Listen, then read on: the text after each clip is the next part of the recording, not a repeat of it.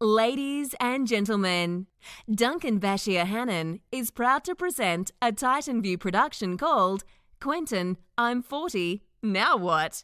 Without further ado, please welcome the star of tonight's show, the one and only Quentin Kenihan.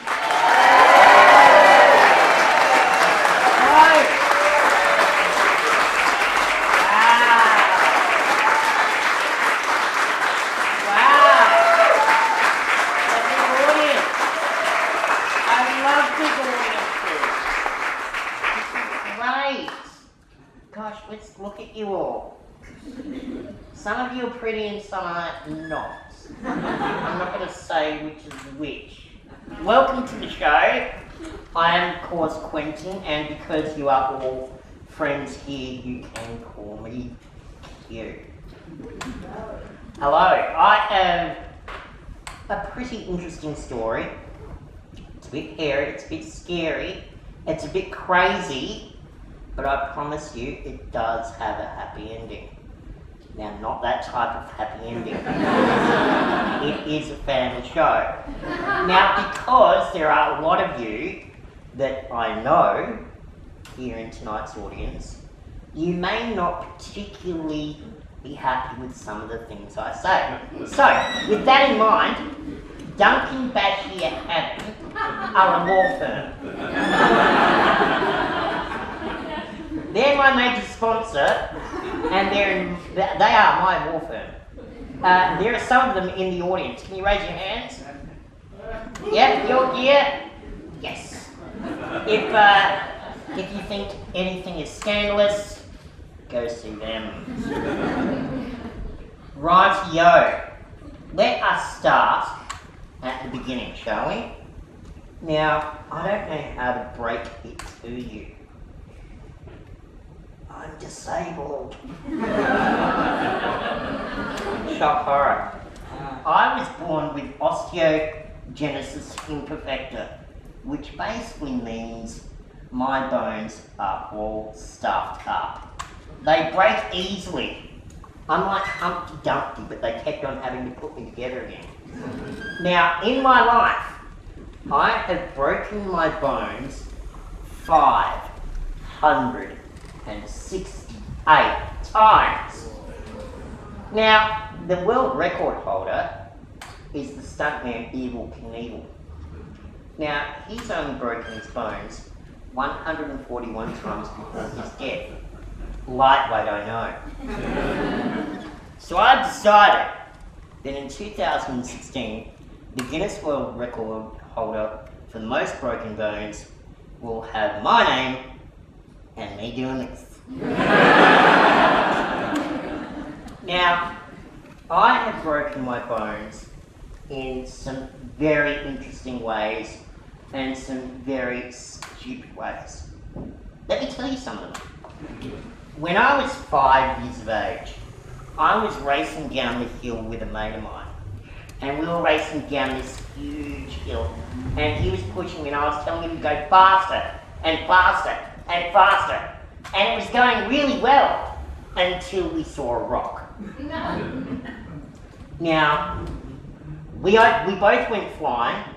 He went flying over me. I went face first into the pavement. Now, I broke my arm. I broke my nose. And if you notice here, people, if you look closely, I have a flat forehead. I shattered my skull, see? And you all thought I was brought up in the northern suburbs. Shame on you. No, it was only going to be the first time I lost some brain cells. The rest were due to drugs and alcohol, but that's all come later. Now, another time that I broke bone stupidly, I was, I think about 20. And I was in a bachelor pad with some mates, and it was great. There were lots of video games, lots of junk food, lots of fun. And every Saturday I would go to the video store. Do we all remember what a video store is? Yes, we do, before iTunes and DVDs. Now I would go to this video store, and one afternoon I was driving home and I saw this gorgeous girl riding along her bicycle, and she had the most gorgeous ass. I'm sorry, I can't say ass. Let's pick another word. Derriere. Okay, so I'm riding along, and this girl has the most gorgeous derriere. And I'm looking at her and not looking where I'm going.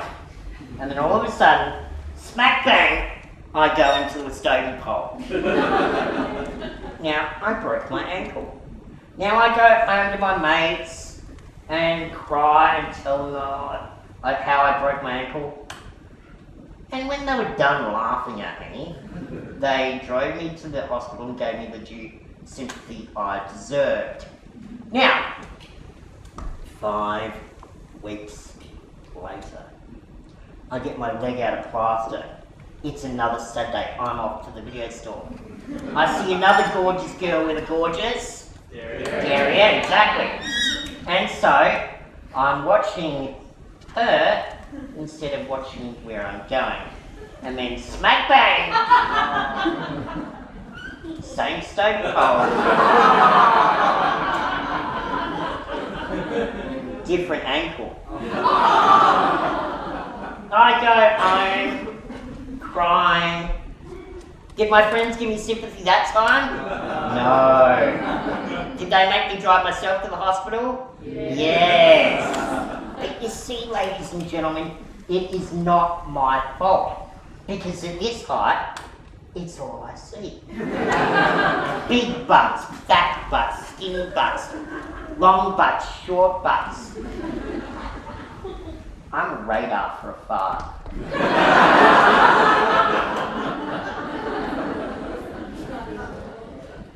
Now, hang on a second. Hang on.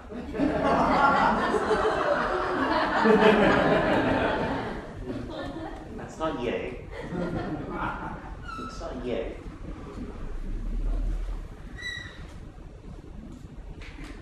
Whoever's up there, it's disgusting.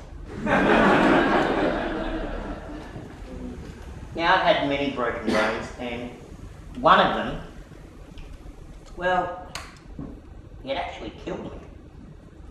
When I was growing up, I grew with my chest growing outwards in a kind of convex shape because my ribs broke so many times, and it looked as though, well, what can only be described as a boob. Yeah.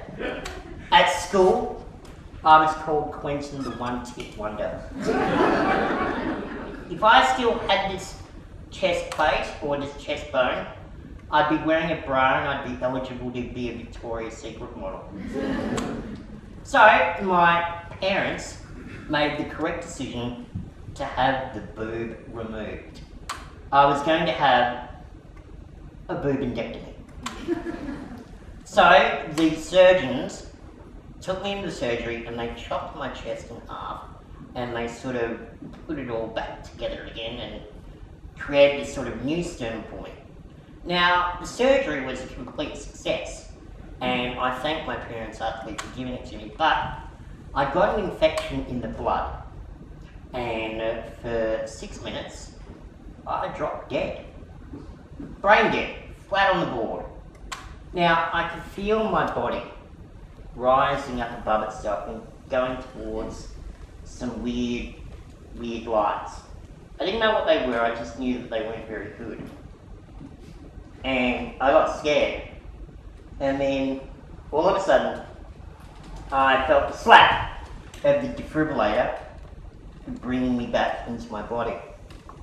Now afterwards, I remained in a coma for 3 weeks. And I could hear everything that was going on around me. My mum, over here, would cry and apologise about how sorry she was for putting me through the surgery. My father would tell me to have a stiff upper lip. My brother would tell me that he was going to share his Lego with me. And my sister said that she promised to make cookies for me, which she never really did. I have to ask her about that. Yeah. Anyway, After I got out of the coma, the doctors said to my mother and father that they had to encourage me to laugh so that I could gain strength for my ribs. So they did what all parents would give to a 10-year-old.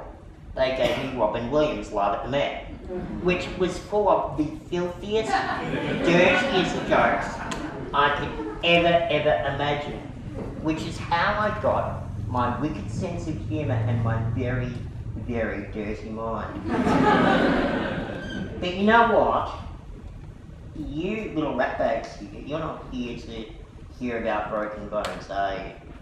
No. You just want to hear about all the celebrity gossip, about all the TV stuff.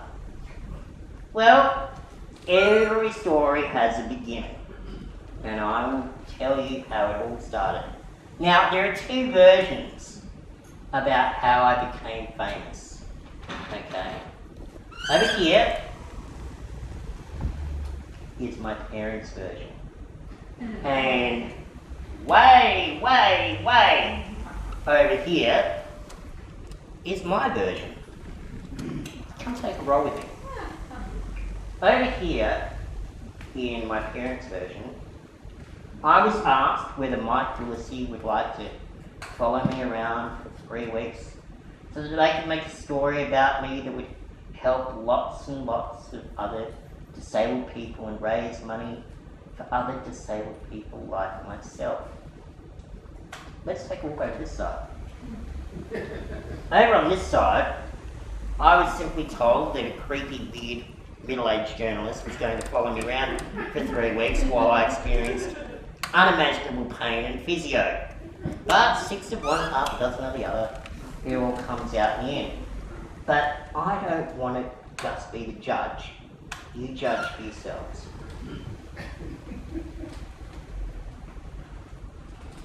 You had a few friends here who died, haven't you? Yeah. What did they have? Leukemia. Did you get upset when they died?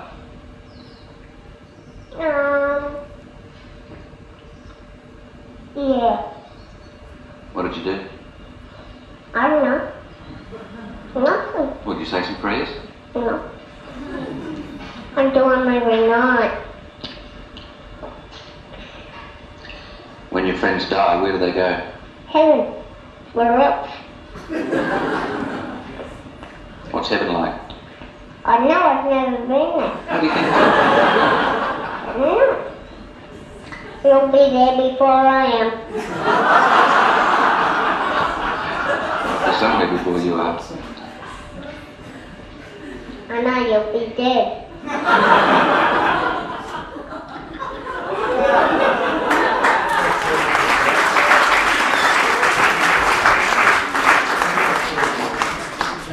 Now, I guess that's the only way a 7-year-old can tell a journalist to stick it. But it raises an interesting point. Would a journalist today get away with asking a 7-year-old questions like that? I'm not sure that they would. But the show was a complete success. It became the highest rated Australian-made documentary in Australian television history. A record that has not been broken today. More people watched the documentary Quentin than they watched the finale of The Block or Australian Idol. Suddenly, I was a household name. And Mike Dillesey, being the person that he was, and is, asked if I wanted to be, or asked me to be back on a current affair a bunch more times. And one of these times was when I took on the Prime Minister, Bob Hawke, because he had slashed funding for the disabled. Now, when I was in Sydney, about to go live with Mike Dillesey, I was in the boardroom of Channel 9 in Sydney.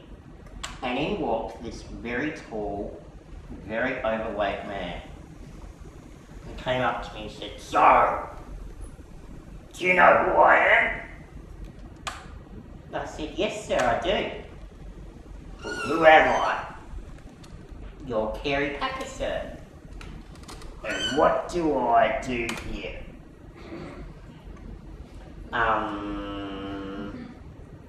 You own everything? That's right! I bloody well do! I like you, kid. I think we're gonna keep you around for a while. And that he did. I was signed to a contract where I would appear on a Channel 9 show from the age of 10 till I turned 18. And that wasn't the only show I went on. I did Real Life, I did AM Adelaide. Heck, you know you've made it when you do Wombat with Agro. Another show I did was, of course, Young Talent Time. There I am. Now I went on Young Talent Time and I sang The Rainbow Connection by Mr. Kermit the Frog. And I thought that we would all sing live, but the talent team would come in the day before, pre-record their music, and then lip-sync it during the show. Yeah, and you all thought Britney was the first one that did it. Oh no. So I had to sing live, and I stuffed it up. Stuffed it up royally. I was mortified. I was in tears backstage in the green room. But the talent team thought of a fun game to make me smile. Truth or dare. And well, one thing led to another and Damme lost. And that's how I got my first kiss. Now, it's a bit hard to go from up here to down there when, you know, your first kiss is Danny Minogue. And people often ask me, what's it like kissing Danny Minogue? Well, I can tell you, ladies and gentlemen, it was cold, it was wet, and it was absolutely magical. But ladies and gentlemen, by the time I got to 17, sorry, I'd done all these TV shows. And to the public, I was Quentin, the little Aussie battler. The guy that could do no wrong, the guy that fought for the little guy, the guy that was inspirational to everyone. But yet, I really didn't think that was me on the inside. I was just Quentin trying to be a normal, everyday kid. To my folks, I was a normal, everyday kid. I was a rat bag. But to the public, I was something completely different. And so, whilst there was the Quentin on TV, the Quentin at home, and the Quentin I thought I was, there were three different versions of me. And it was getting quite traumatic. And when I was 17, I was in hospital with 2 broken arms. I don't know how I got them, by the way. But let's just say I was in hospital. And my vice principal, who shall remain nameless, at the school that I went to, but also remain nameless, rang me up. And he said, "Oh, Quentin, listen, we don't think we can provide the services for you that you need to succeed this year, so we basically think that you should take the rest of the year off." And I said, "But it's only April." And they said, "Oh, listen, we think it's a very bad idea. We think you should, just skip it here." And I said, "But it's only April." Now, one thing led to another, and a bit of a take-our-take happened. A bit of an argument happened. And well, I told the vice principal of that school where he could stick himself and his school. And I got expelled. So, with nothing to do and 2 broken arms, one thing that did come very easily were prescription medications. And they were just handing them out very easily. And for those of you who have heard the song "The Drugs Don't Work"? Well, that's a lot of crap, because they do. And they were good. For the first couple of months, I was having a great time. I was off my face and I was having a ball. But the little thing that's called addiction grabs hold of you, and eventually I was going to 3 doctors a week for 3 different bottles of codeine phosphate so that I was off my face all the time. I couldn't get on a plane, I couldn't get into a car, I couldn't deal with anyone unless I was completely off my planet. I started getting paranoid about everything, and I started believing that I had this aging disease called progeria, and I would constantly get my friends to test the elasticity of my skin and pinch myself and look at myself in the mirror. I even went on the midday show here, completely off my dial. Now, it turned out to be one of the best interviews I've ever done, but I had no memory of it whatsoever. I'm skinny, gaunt, pale, and just not at all well. And eventually, my father found me laying under a table, completely paranoid that the whole world was going to kill me. So, he did the only thing he knew how to do. He had me committed. I was placed in the psychiatric ward of Flinders Medical Centre for 6 weeks to get off drugs. Now, the first couple of weeks, they're okay. Well, they're not too good, but they're alright. You throw up a lot, you sweat a lot, you realise you haven't done a decent poo in months, and that happens. But the real reason is you have to work out why I was on drugs in the first place. And for me, it was like I said, there were 3 different versions of me. The public side, the side my folks and family knew, and friends knew, and the person that I wanted to be. And there was no real connect. Because I just wanted to be Quentin, just me. And something had to give. So I decided then and there that the TV side of myself was going to die off a natural death. And that I would just get a normal, everyday Joe job. Which I did. I became a telephonist. Every day I would go to a TAFE college and I would say 500 times a day, "Good morning or good afternoon. My name is Quentin. Welcome to Douglas Mawson Institute. How may I direct your call?" It was fantastic. I loved it there. Now, it combined everything I loved.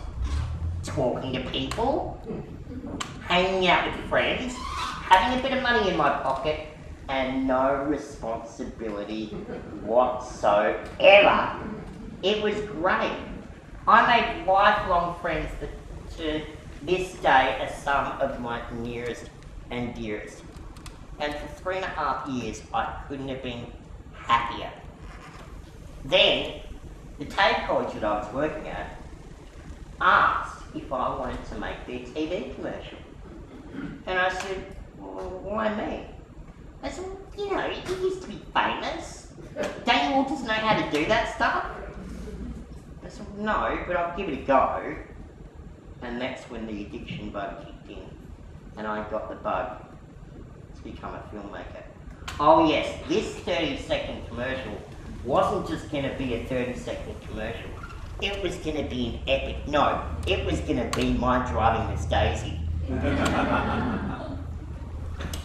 And I spent ages refining it and perfecting it, and to everyone else, it was just a 30-second commercial. But to me, it was a calling card. It was a calling card to say I wanted to be a filmmaker. So I left the job at the TAFE college, and through the SATAC course, I became a uni bum. And I didn't even need that guy's high school certificate. Huh. I was having a great time. I was studying Stanislavski, and I would have arguments about Citizen Kane and what Rosebud really meant. We'd have epic discussions about whether George Lucas was an auteur and was Star Wars a really epic film. And it was fantastic. Then, during that year, I got asked to be on the TV show The Panel. Here I am. And I hadn't done TV really in about 7.5 years. And I thought, well, I'm a bit older and I'm a bit wiser, and I don't feel as though I need to be on drugs to actually get on camera anymore. So, I'll give it a go. And it was a rating success. And after the show, the makers of The Panel said to me, look, we really think you've got some great ideas. We think you should talk to the head of Channel 10, Mr. David Mott. And I just laughed it off. But 3 days later, I got a phone call. Oh, mate, Motty here, how are you? I said, oh, I'm great, Mr. Mott. How are you? He said, look, mates of The Panel, they've said to me that you've got some great ideas. I said, yes, sir, I do. He said, right, I'm timing you, you've got 20 minutes. Go. Now, for the next 20 minutes, I waxed lyrical about all the things I wanted to make. I threw dramas at him. I threw sitcoms at him. I threw game shows at him. I even threw infomercials at him. And at the end of this 20 minutes, he said to me, look, great, love it, not bad, but what we really want is a sequel to the Quentin documentary. And I said, oh, no. No, this is bad, this is very, very bad. He said, why? I said, look, producers and networks have offered me money in the past to make another sequel to the Quentin documentary, and I've all turned them down because they change my image and portray me as something that I'm not. And he said, well, you're a filmmaker, aren't you? I said, well, sort of. He said, right then, here's what I'm going to do, son. I'm going to give you $50,000. I thought, $50,000? That's fantastic! He said, no, $50,000 is not a lot of money. And I said, well, why are you giving it to me? He said, well, if you make a hit show, I've only spent $50,000. And if you stuff it up, well, I've only spent $50,000, haven't I? It's a win-win. So, I made that show, and it became the highest rated Channel 10 show made by an Australian filmmaker for that year in 2000. It rated 1.9 million people, which is once again more people than watched the Block finale. I don't know, maybe I've got something against the Block. I was once again a hit. Now, being a hit gives you some sort of, I don't know, a cachet, some sort of, well, it gives you opportunities, let's put it that way. And one of the opportunities that I got was to go onto the set of Star Wars Episode 2. Now, for those who know me, you'll know that growing up, I was a Star Wars fanatic. And to see Star Wars being made and to meet George Lucas, well, that was just the dream of a lifetime. So, I get on the set at 20th Century Fox, and I've immediately got my eyes out, saying, where's George, where's George? They said, don't approach him. He's like a deer in headlights with most people. He's a very shy man. He has this Jedi mind trick where he knows whoever's in the studio at any one time. And if he wants to talk to you, he will. Now, I waited patiently until after lunch, until suddenly George came towards me. Now, you know when you get that moment when you're about to see someone you've idolised and all these certain things are rolling through your head about what you could say. Now I could have said, oh my God, I love your work, you're a great filmmaker. I could have said, gee, can you please tell me what's going to happen with Darth Vader? I'm really excited to know. All of these things ran through my head. None of them came out. The only 2 words I said were, "G'day George, big project!"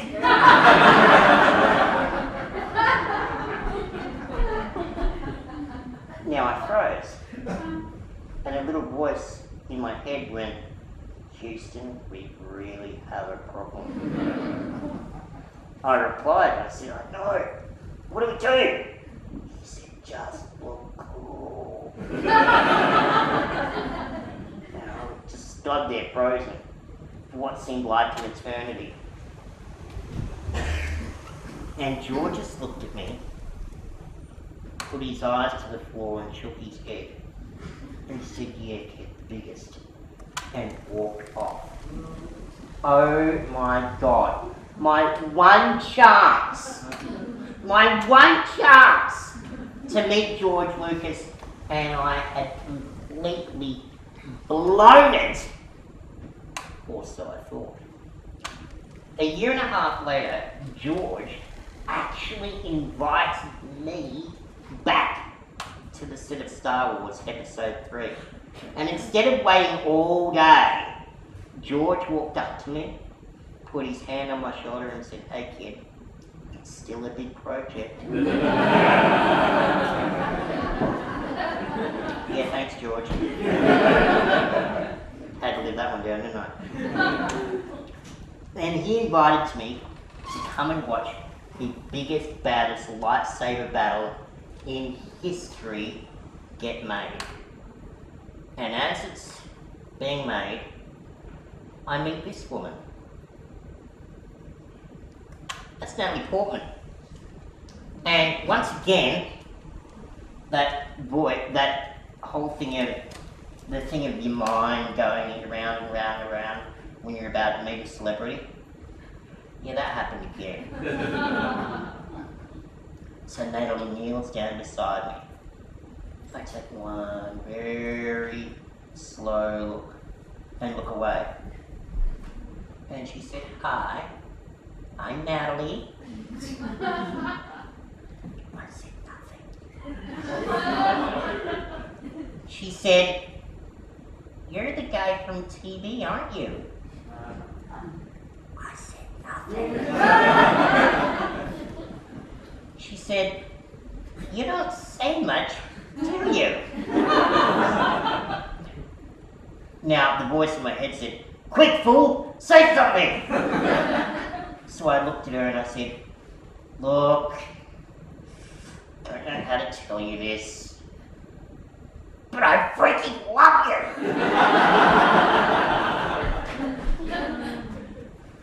And I froze. And she looked at me and she said, "Do you feel better?" And I said, "Actually, I do. Yeah, I feel fine." And she said, "Great, hold my Coke." Oh my God, I had a job!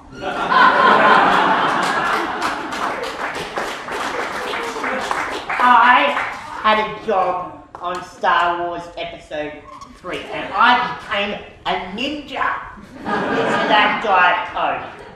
Nothing to see here, people. Get away. No, you're too close to the Coke. Step back, mate.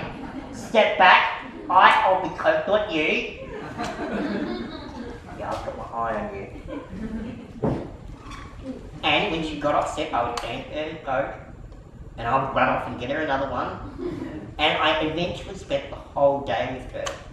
And we talked about her films, we talked about her uni courses, we talked about Star Wars, and we spent a wonderful day together. Now, a couple of days later, David Mott rang me back. And he said, I think you're pretty smart now, don't you? I said, why? He said, oh, it's not every day someone gets on the set of Star Wars, is it? I said, well, yeah, I know. He said, look, how would you like to do that for a job? I said, I really don't think George is going to want me around. I kind of wore out my welcome, dude. And he said, no, how would you like to do that as a job? To go to the biggest parties in the world, uninvited, and to see how far you get. And I said, what, like a crash? He said, yeah, Quentin Crashes, great title. Glad I thought of it. So he said, right, what we're going to do is we're going to throw a bunch of money at you. You go and make a show, you don't come back till you've done it. Now, being 25 years of age, when somebody throws you a truckload of money to go to a Hollywood party, do you say no? No. So off I went with my camera crew and we busted into the Oscar Awards. Now I very rarely used my disabled card. Very rarely. But I found that there was no disabled access for anyone at the Academy Awards. And I pulled the equal opportunity card so quick it was like Kim Kardashian with an Amex. I demanded access be given to me and they built my own little platform where I could watch it in film. It was awesome. And afterwards we went to the Hollywood parties. I got to interview people like Angelina Jolie and Jeffrey Rush and Samuel L. Jackson. I even offered Monica Lewinsky a cigar. That did not go down well. And then, this happened. Do we all remember this? Okay. Lawyers in the room, take notes. We'll call me the accused, Jennifer Lopez the defendant. Shall we? Now, I wanted to interview the defendant, Ms. Lopez. She was with some boyfriend, husband, she's had so many, who really cares about the name? Now I wanted to interview her, and the only way I knew how was to roll over her dress. And as you can see, he is pointing to the moment where the fabric tears the dress. That's right, I ruined her $35,000 Chanel dress. Now, ladies and gentlemen, on camera, she was quite cool about the situation. She smiled and walked away. But, let's count them. 1, 2, 3, 4, 5 angry black men in cigars that she had sent to physically pick me up and remove me from said party. Now, my crew swarmed around me as bodyguards. There was a bit of pushing, a bit of shoving. We thought there was going to be a brouhaha. Until the sheriff came in with that 6-shooter and broke us all apart and told all of us to go home. Now, I didn't care because I had the shot of the century. And what became a very high rating, Quentin Crashes Hollywood. Now, ratings are a fickle mistress, and that you don't always get the success that you want, and I didn't. And at the time, there was no plans for any more Quentin Crashes, until I met a young entrepreneur named Shane Yang. Shane Yang runs Imagination Entertainment, and he took me in and hired me to learn the business and to develop shows. And then one day he rang me up and he said, mate, been talking to Monty. I said, oh, how is Monty? He said, oh, fine. And he said, get your gear on. We're going to Queensland. We are going to make Quentin Crashes Big Brother. Now, yeah, that's me naked. Shane said to me, we're going to interview the woman from Up Late, which is the after dark version of Big Brother, and you're going to do it naked. Now I refused. Then Shane said, get your gear off or you're fired. Now I can tell you, I stripped quicker than anything. And to Shane's credit, it became the very funniest moment and left nothing to be desired. And once again, thanks to Shane, it became a ratings smash. It was the highest behind the scenes special that any TV network had ever had. And it didn't end there. Shane and I went together and made Quentin Crash's Australian Idol, where I sang, once again, The Rainbow Connection by Mr. Kermit the Frog. And afterwards, we even went to the World Music Awards. Now, I interviewed Pink, and I interviewed Macy Gray, and I interviewed Mariah Carey and Ronan Keating, and they were all very cool. Until I met who can only be described as the weirdest celebrity I will ever meet. Jean-Claude Van Damme. Now, JC was at the bar in Monaco at the Sports Centre after the World Music Awards. He was sitting all by himself with a glass of soda water. And I said, hey, JC, because that's right, his friends get to call him JC. I said to him, come and have an interview, will you? So he says, okay, for you little man, I do interview. He came in, he sat down, he gave us an interview.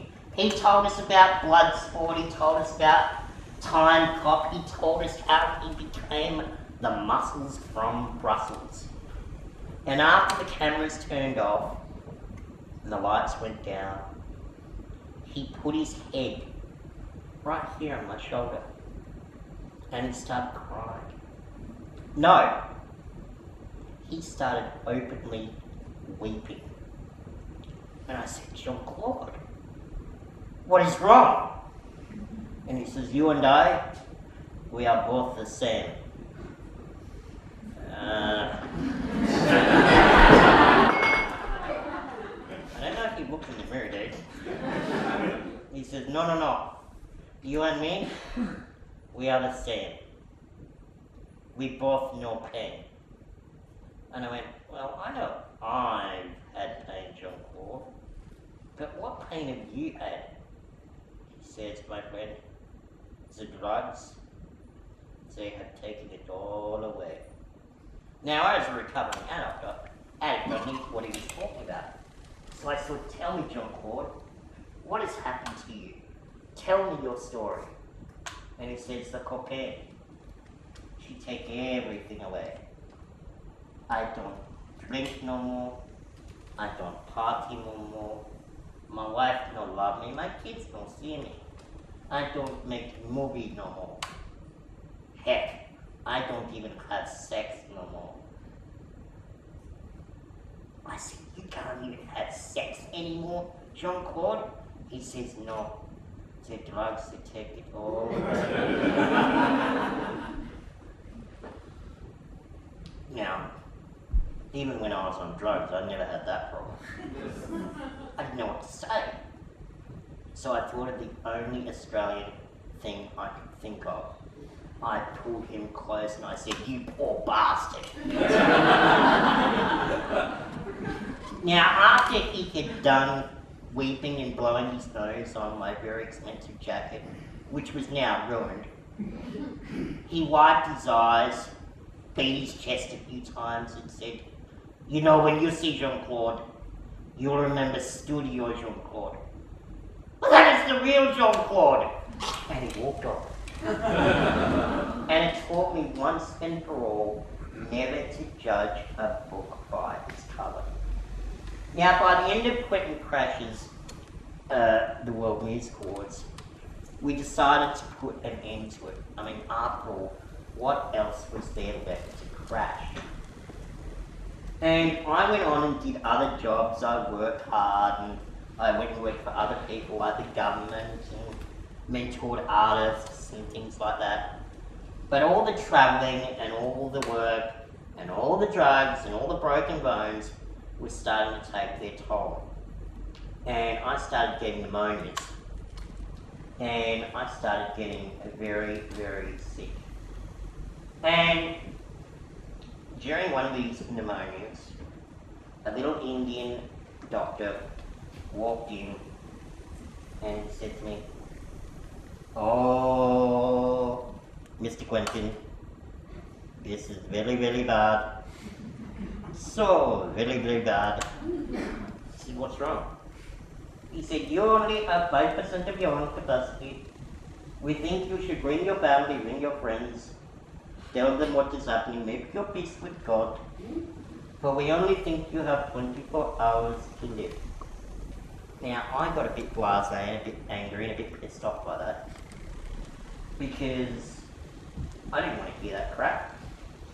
So I looked at him and I said, "Listen, mate, I'm sorry to burst your little bubble here, but if you think you're the first person, or the last, that's ever told me I've only got 24 hours to live, let's just get that one out of your head straight away. Because you're not, and you never will be. So, what I want you to do is to get out and come back in and tell me how you're going to keep me alive for the next 24 hours, and the 24 hours after that, and the next 24 hours after that, because if you can't, piss off and get me someone who can." Now, he was shocked, and he ran off. And an Aussie doctor walked in, he said, "Well, you look like 3 shades of shit. Let's just bang you full of the hardest shit we got and see if we can't kick this bugger in the arse, shall we?" And I did. But the scarring on my lungs had taken hold, and in 2011, I was told that I would forever be connected to this oxygen tube. And it's probably the hardest thing I've ever had to get over, because I could accept being messed up, I could accept being disabled, but when you get oxygen, everyone looks at you differently. They look as though, they look at you as you've already got one foot in the grave. Now, I can still do everything that you guys can do, but I haven't been on a date, I haven't been out with a girl, and I haven't held down a job because of people's misconceptions about what oxygen does, and that it's actually a medication rather than a death sentence. So during 2012, after I'd been fired from a production company for the said oxygen, won't name it,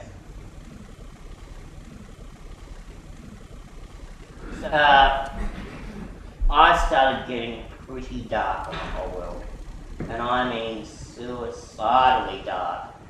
I was ready to taste the silver bullet and enjoy the taste of the silver, because it was about to taste good.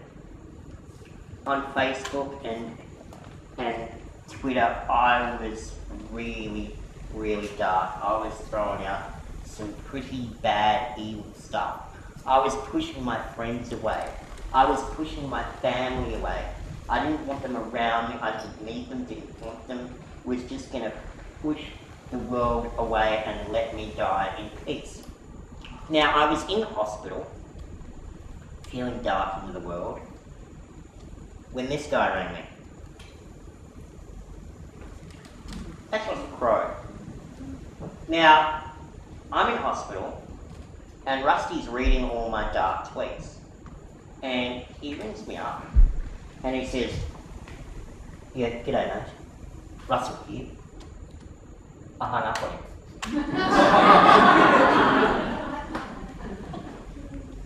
He rings me back and he goes, "Mate, it's really Russell."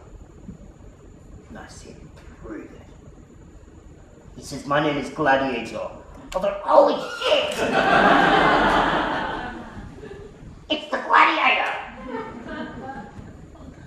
He said, "Mate, look, I know you're in a pretty dark situation, but have a bit of style to it. Seriously, if you're gonna drop dead, just do it on it." What? He said, "Mate, you have people that love you, people that care about you, and you're pushing them all away.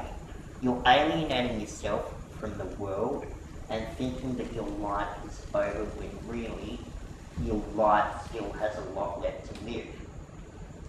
And if you just looked at yourself in the mirror and realised how much of a dickhead you were being, you'd see I'm right." He said, "If you need help, ask your friends. I'll help you." He said, "If you need money, ask me. I'll throw some at you," which he did. He told me to turn my life around and realise that it wasn't over. That I still had something to offer the world. That I still had opportunities to make me and this world a better place. Because when you get rung up by the Gladiator and it kicks your ass down the phone whilst you're in a hospital, you tend to listen. Because after all, he's the Gladiator. And so, with that, I turned my life around. I vowed to be nicer to people. I vowed to be more caring with people. I vowed to allow my family back in, my friends back in. I wanted to be a better person. I got involved with South Australian charities more. I got involved with the community more. And I even started acting and directing again. And I then scored the biggest opportunity of my life. That's me on the set of Mad Max 4 with director George Miller. I play the bad guy's son. My name is Corpus Colossus and I am one bad mofo.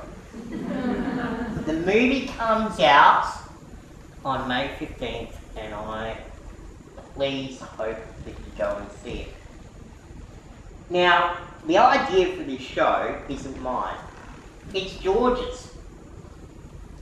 George said to me, "You know, Quentin, you've conquered TV, and there is no way in hell you're going to be in a bigger movie than this. What's next?" I said, "I have no clue." He said, "Have you done theatre yet?" I said, "Well, no." He said, "Well, maybe that's your next opportunity." And so, I thought this was going to be the crescendo. This was going to be my finale. This is where you all stand up and go, "Yay!" But no. Fate has a way of kicking me in the arse one more time. In June of last year, I broke my freaking back. Oh, that's what I said. Except I said it with a lot more screaming and, agony. Luckily, I had a family member at home to basically save my butt and give me lots and lots of painkillers. Now, it wasn't the first time I'd broken my back. I'd broken it back in '97, and at that time, I spent 10 weeks in hospital flat on my back. And I didn't allow my friends to visit very much because I didn't like that look of death that they all give me in the hospital. You know that look of, oh, Okay.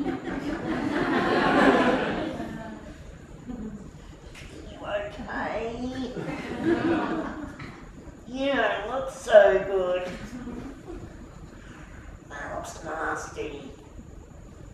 Now, I didn't do that this time. I said, you know what? You want to visit me? More the merrier. Bring chocolates, bring chips, bring Kentucky Fried Chicken. I want it all. I let people into my world. And instead of laying in hospital for 10 weeks, I vowed to get out in 6. Now, through lots of physio and through the caring and understanding of many people in this room this evening, I got out in 4. And ever since, I have been planning this show. Now, the title, Quentin I'm 40, Now What, signifies the milestone that I've survived 4 years. Not just by myself, but with a whole team of supporters around me, around the world, around Australia, and in this room. And I couldn't have done it without any of you. And I vow to live my life, to inspire people, to make people pay things for in life, to be a better person, and to make life a little bit happier for others the way that made me happy as well. And I hope you do too. Thank you. Now wait. If you think any of you are leaving this room without hearing the Rainbow Connection, you've got another thing coming.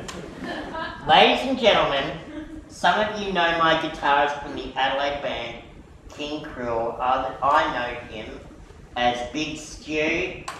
Ladies and gentlemen, Stuart Wright.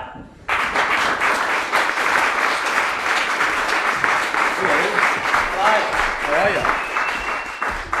Now, if you like this, we have actually got an encore that we can do, but we'll see how we go. We like encores. How's it going? I don't know, depends on the applause at the end. We'll see.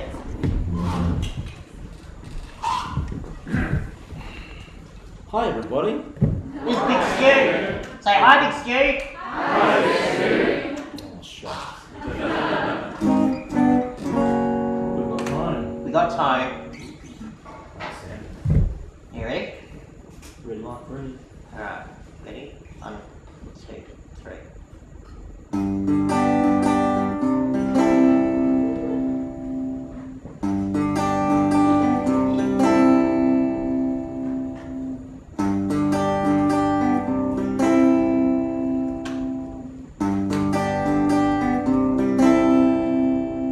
Why are there so many songs about rainbows, and what's on the other side? Rainbows are visions, they're only illusions. Rainbows have nothing to hide. And so it's been told, and some choose to believe it. I know they're wrong, wait and see. But someday we'll find it, the Rainbow Connection. The lovers, the dreamers, and me.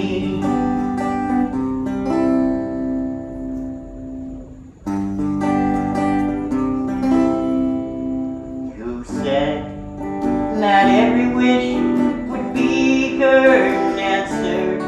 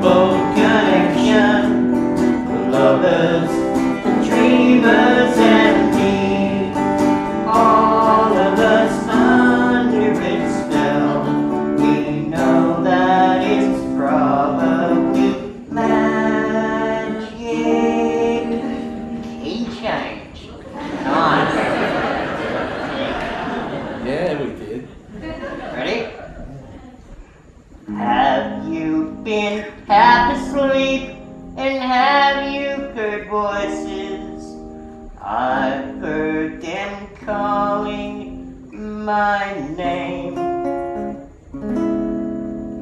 Is this the sweet sound that calms the young sailor? The voice might be one and the same, but I've heard it too many times to ignore it. It's something that I'm supposed to read, but someday we'll find it, the rainbow connection, the lovers, the dreamers and me. La da da dee da do, la da dee da da dee da. Are you going high or low? I'll go high. 3, 2.